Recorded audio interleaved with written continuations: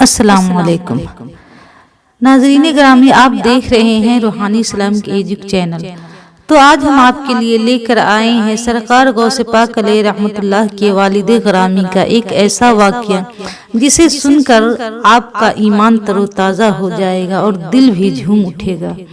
یہ واقعہ ہے غوث پاک علیہ رحمت اللہ کے والد حضرت ابو صالح موسیٰ جنگی دوست علیہ رحمت اللہ اور ایک سیب سے لے کر اس کی شادی تک کا واقعہ۔ تو ناظرین گرامی، ویڈیو شروع کرنے سے پہلے میری آپ سے گزارش ہے کہ آپ اس ویڈیو کو پلیز آخری تک ضرور دیکھیے، اور اگر ابھی تک ہمارے چینل کو سبسکرائب نہیں کیا ہے تو پلیز ابھی سبسکرائب کر دیجئے اور پاس میں گھنٹی کے بٹن کو بھی آن کر دیجئے تاکہ آپ کو نئے ویڈیو کی نوٹیفیکیشن ملتی رہے۔ ایک بار حضرت ابو صالح موسیٰ جنگی دوست علیہ رحمت اللہ سفر پر نکل پڑے۔ اس وقت آپ کی عمر 21 یا 22 سال کی تھی۔ آپ اپنے قوم کے جماعت کے سپہ سالار بھی تھے۔ تو آپ کے پوٹلی میں جو کچھ بھی کھانے پینے کا سامان تھا وہ سب ختم ہو چکا تھا، لیکن سفر ابھی تک باقی تھا۔ لیکن آپ رحمت اللہ علیہ چلتے رہے۔ پھر بھوک لگی، پوٹلی کھولی تو اس میں کچھ بھی کھانے پینے کا سامان نہیں بچا تھا۔ بیابان کا علاقہ ہے، ریگستان ہی ریگستان ہے، دور دور تک کچھ نہیں دکھائی دیا، صرف ایک ندی کے علاوہ۔ پانی پی کر تو بھوک نہیں مٹائی جا سکتی ہے، کیا کرے؟ آگے چلتے رہے۔ بھوک کے مارے آنکھوں کے سامنے آپ کے اندھیرا چھانے لگا، آپ لڑکھڑانے لگے۔ تو اندھیروں میں دیکھا کہ آپ کھجوروں کے باغ سے گزر رہے ہیں۔ نظر کھجوروں پر پڑے، جیسے ہی کھجور کی طرف لپکا، فوراً دل نے کہا رک، کس حق سے کھانے جا رہا ہے؟ اللہ سب دیکھ رہا ہے۔ آپ کے تقوی کو سلام، آپ نے فوراً اپنے ہاتھ کو کھینچ لیا اور آگے بڑھ گئے۔ چلتے رہے، نوبت یہاں تک ہو گئی کہ شریعت کی طرف سے اجازت مل گئی کہ اگر جان بچانا مشکل ہے تو جان بچانے کے لیے اب کوئی حرام چیز بھی مل جائے تو آپ اتنا کھا سکتے ہیں جس سے جان بچ جائے، یہ نہیں کہ پیٹ بھر لے۔ آپ کو شریعت کا فتویٰ معلوم تھا، مگر آپ کے تقوی کو سلام۔ سامنے مردار چڑیا دکھی، دل میں خیال آیا کہ اسے اٹھا کر بھون کر کھا لو، مگر دل کے تقوی نے کہا مت چھو، اللہ دیکھ رہا ہے۔ آپ آگے بڑھ گئے، آگے چلتے گئے۔ جب بھوک کی شدت سے آپ لڑکھڑانے لگے، ایک دم نڈھال ہو گئے اور قدم قدم پر بے ہوش ہونے لگے، تو آپ کی اس کیفیت پر اللہ کی رحمت کو جوش آ گیا۔ منظر بدل گیا کہ جس ندی کے کنارے آپ جا رہے تھے، اسی ندی کے کنارے ایک لال تر و تازہ سیب بہتا ہوا آ رہا تھا۔ آپ نے سیب دیکھا، اٹھایا، دھویا، اللہ کا شکر ادا کیا، نہ دیکھا آؤ نہ دیکھا تاؤ، کھا لیا۔ جیسے ہی آپ نے سیب کھایا تو آپ کو راحت ملی، سکون ملا، طاقت ملی، جسم میں کرنٹ آیا، دماغ کی بتی جلی۔ اور جب دماغ کی بتی جلی تو ایسا لگا کہ آپ کے پیر کی زمین ہل گئی۔ یا اللہ، یہ میں نے کیا کیا؟ بھوک کے شدت میں اتنا اندھا ہو گیا کہ کھانے سے پہلے یہ بھی نہیں سوچ سکا کہ یہ جو سیب میں کھا رہا ہوں اس کا میں مالک نہیں ہوں۔ اے میرے مولا، مجھے معاف کر دے۔ آپ رو کر گر گرا کر اللہ سے معافی مانگنے لگے۔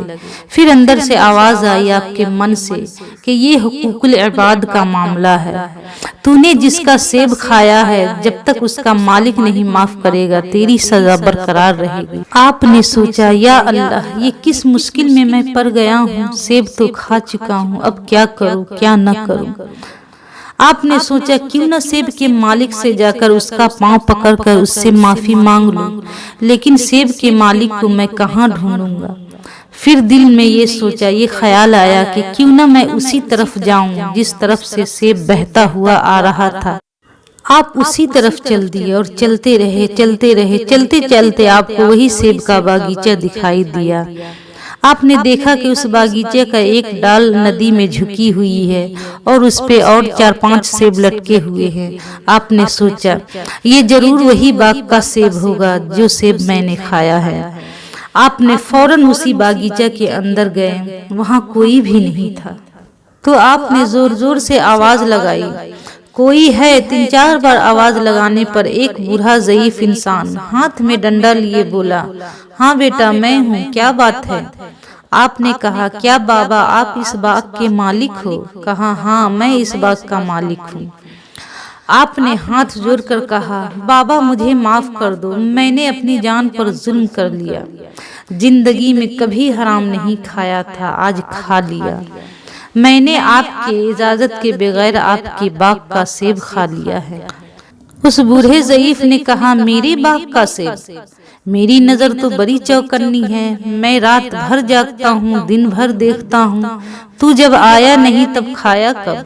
आपने पूरा वाकया बताया कि जब मैं भूख से बेहाल हो चुका था, निढाल हो चुका था, और जब मुझे लगा कि मैं अब नहीं बच पाऊंगा, तब मैंने अपनी जान बचाने के लिए आपका सेब खा लिया था।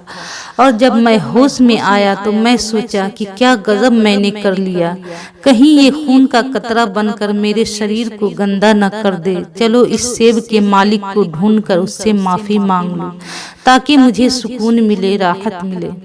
और मैं जिस तरफ से ये सेब बहता हुआ आया उसी तरफ चल पड़ा, और चलते चलते मैंने सेब की डाल को देखा, फिर आपको देखा। मैं समझ गया कि ये जो सेब मैंने खाया है ये आप ही के बागीचा का है।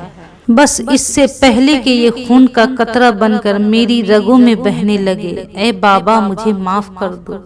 बस इतना कहना था कि उस बूढ़े का माथा ठनका कि 21-22 साल का नौजवान, और ऐसा तकवा, ऐसा अल्लाह का डर और ऐसा खौफे खुदा करने वाला तो मुझे आज तक नहीं मिला।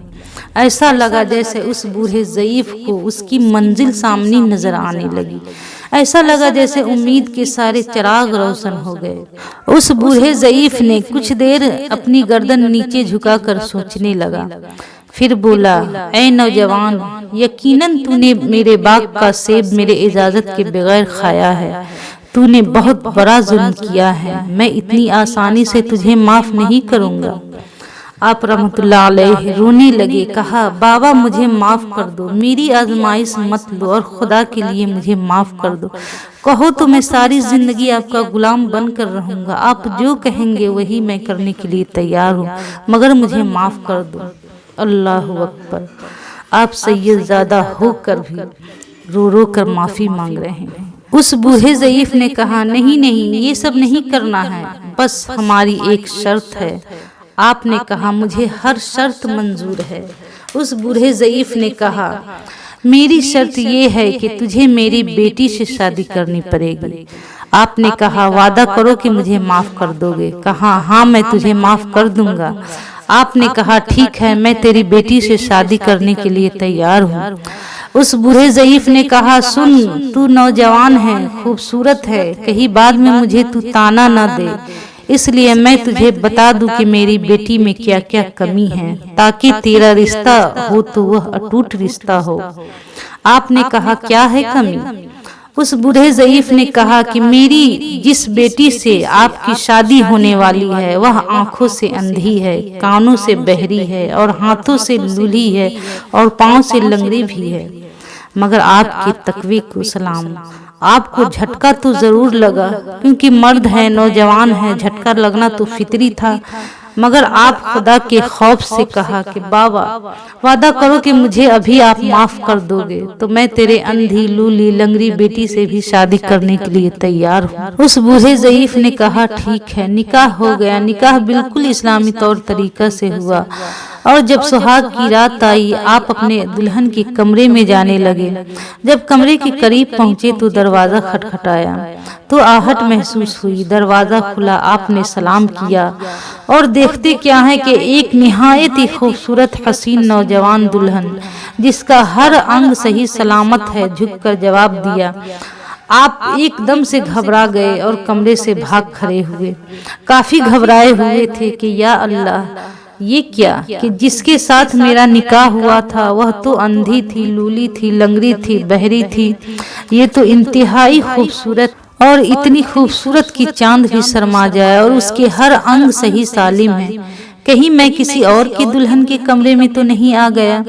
सीधा आकर उस बूढ़े को कहा, ऐ बाबा बहुत हो गया, ये बता तेरी क्या दुश्मनी है मुझसे? बूढ़े ने कहा, मैंने क्या किया? आपने कहा, एक गुनाह किया है मैंने सेब खाकर, जिसके लिए मुझे अंधी, लूली, लंगड़ी, बहरी लड़की से शादी करनी पड़ी और तुमने मुझे दूसरे के कमरे में भेज दिया। शर्म नहीं आती तुम्हें? अगर मुझसे कहीं ये दूसरा गुनाह हो जाता तो मैं तो कहीं मुंह दिखाने के लायक नहीं रहता, मैं अपने आप को भी कभी माफ नहीं कर पाता। तूने तो कहा था कि मेरी बेटी अंधी, लूली, लंगड़ी है। अरे ये तो 14वीं की चांद से भी ज्यादा खूबसूरत है। बाबा मुझे ले चलो न मेरे बीवी के कमरे में, जहाँ मेरी बीवी अंधी, लूली, लंगड़ी और जो बहरी है इंतजार कर रही है। इतना कहना था कि उस बूढ़े ज़ईफ ने कहा। ये बूढ़े ज़ईफ कौन थे दोस्त? ये अल्लाह के बहुत ही प्यारे वली हजरत अब्दुल्लाह सोमाई रहमतुल्लाह अलैहि थे। हजरत अब्दुल्लाह सोमाई रहमतुल्लाह अलैहि आपके पीठ पर हाथ रखा और कहा, ऐ नौजवान, तेरे तकवे को सलाम। सुन, यही तेरी बीवी है, जिसके कमरे में तू गया था वही हूर जैसी नजर आने वाली तेरी बीवी है। मैंने अपने बेटी को अंधी इसलिए कहा था क्योंकि उसने सारी जिंदगी अपने आंखों से हराम चीज नहीं देखी। बहरी इसलिए कहा क्योंकि पूरे जीवन में उसने हराम बातें नहीं सुनी। उसे गूंगी इसलिए कहा कि उसने पूरे उम्र में कभी हराम बातें नहीं बोली। और लूली इसलिए कहा कि उसने अपने जिंदगी में कभी हराम की तरफ अपना हाथ नहीं बढ़ाया। और लंगड़ी इसलिए कहा कि कभी पूरे उम्र में अपना कदम उसने हराम की तरफ नहीं बढ़ाया। तो जब मैंने देखा कि एक नाकर्दह गुनाह के लिए तुम इतना तड़प रहा है और तुम्हें इतना अल्लाह का खौफ है कि तुम अंधी, लूली, बहरी, लंगड़ी से भी शादी करने के लिए तैयार है, तो मैं समझ गया कि मेरी इस बेमिसाल बेटी के लिए तेरे जैसा बेमिसाल जमाई ही चाहिए।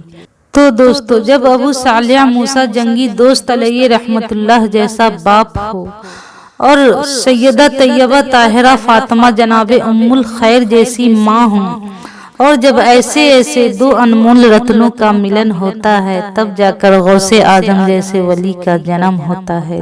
अस्सलामु अलैकुम, खुदा हाफिज।